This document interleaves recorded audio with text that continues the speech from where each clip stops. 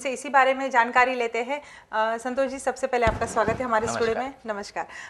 हमें ये बताइए सबसे पहले कि अर्थक्वेक या भूकंप जिसे कहा जाता है वो होता क्या है?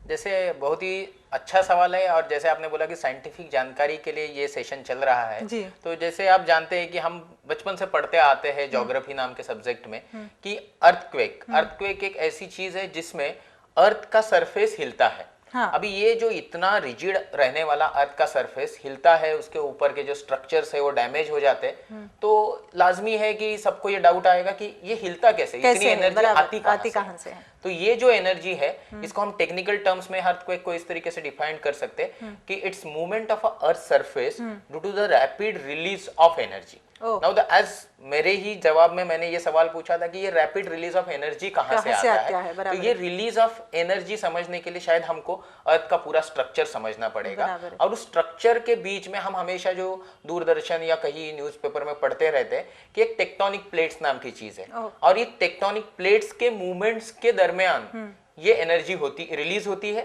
और उसके दरमियान जो एनर्जी रिलीज है वो अर्थ के सरफेस को मूव करता है, और उसके कारण हमको जो झटके महसूस होते हैं जिसको हम भूकंप या अर्थक्वेक बोलते हैं। अर्थक्वेक कहते हैं, बराबर है। क्योंकि आम जनता या आम लोग जो है या बच्चे हैं वो ये जानते हैं कि भूकंप आना मतलब धरती सिर्फ हिलती है या सरफेस जो अर्थ का है वो हिलता है, उसको भूकंप कहा जाता है, ये होता है। लेकिन ये जो